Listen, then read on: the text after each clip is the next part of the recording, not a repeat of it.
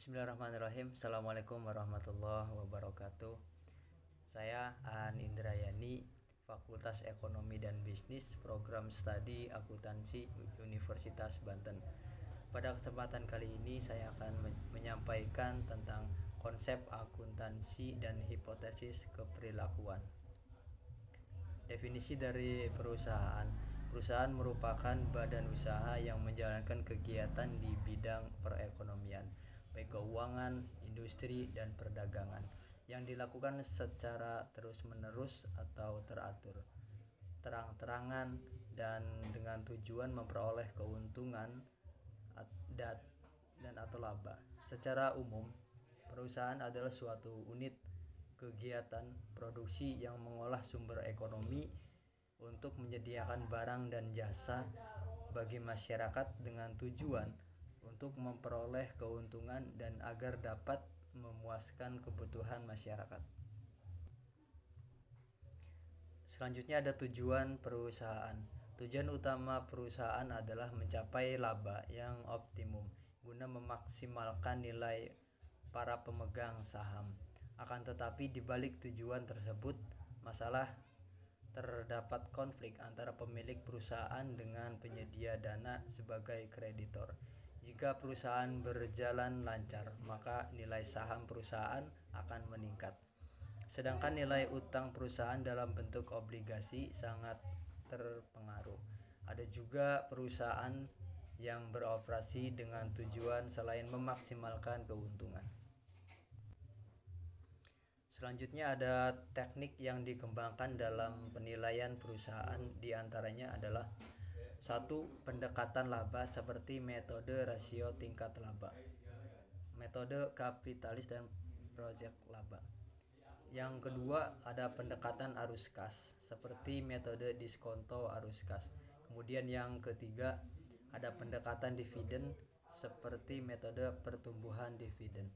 Lalu yang keempat ada pendekatan aset seperti metode pendekatan aset.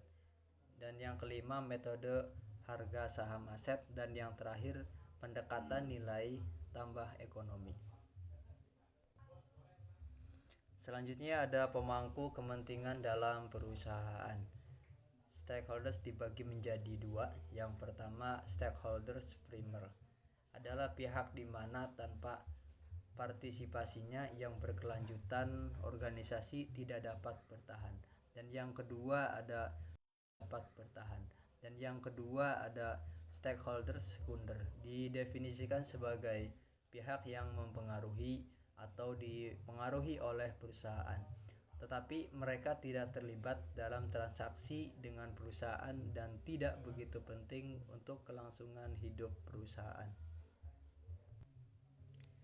Menurut teori klasik manajerial, paham secara umum tipe kepemilikan dan pengendalian perusahaan terbagi menjadi dua.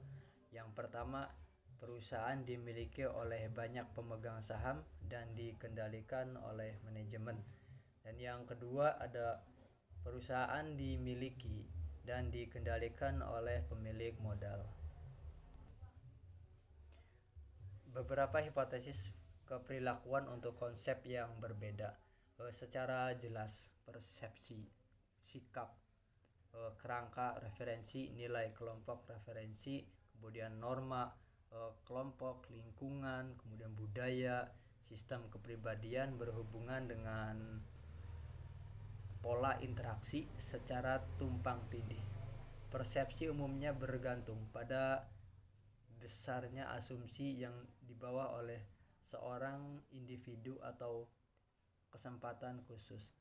Makna dan signifikansi yang tidak tentukan pada suatu seseorang dan suatu kejadian bergantung pada makna dan signifikansi yang kita bangun menjadi kerangka referensi melalui pengalaman masa lalu. Selanjutnya ada teori akuntansi dana. Dari Vetter dirancang menjadi sebuah ekspresi cara seseorang memahami perusahaan, walaupun sebagian besar menganggap teori dana sebagai pengembangan dari teori entitas yang dirancang untuk menggunakan gagasan personalistik yang merupakan usaha yang semakin banyak dilakukan dari sudut pandang statistik guna menangani masalah akuntansi. Selanjutnya ada penghapus faktor-faktor.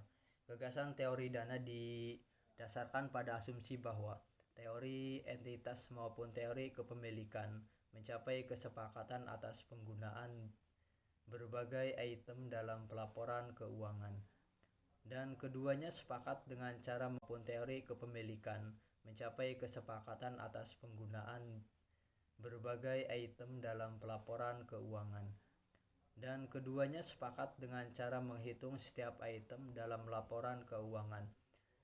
Lebih lanjut, dapat dikatakan bahwa persetujuan tersebut tidak mungkin ada pada item-item tertentu. Dan selanjutnya ada teori komando.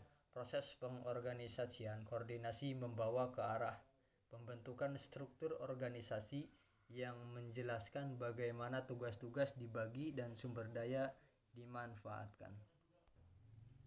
Selanjutnya, sumber daya dimanfaatkan. Struktur koordinasi organisasi didefinisikan sebagai satu, sekumpulan tugas formal yang dimandatkan kepada individu dan departemen, dan yang kedua, hubungan pelaporan formal termasuk garis wewenang, tanggung jawab, keputusan, jumlah, tingkat hierarki, dan rentang pengawasan manajer. Dan yang terakhir, desain sistem untuk menjamin koordinasi yang efektif dari karyawan di berbagai departemen. Dan yang terakhir, kesimpulan dari materi yang telah disampaikan, diakui bahwa disiplin akuntansi menghadapi kurangnya teori akuntansi umum, dan kekurangan ini berhubungan dengan kurangnya kesepakatan mengenai konsep dasar akuntansi yang berbeda dapat terjadi membuat rekonsiliasi antara konseptitas dengan konsep kepemilikan menjadi tidak mungkin. Sekian yang bisa saya sampaikan, kurang lebihnya mohon maaf. Wassalamualaikum warahmatullahi wabarakatuh.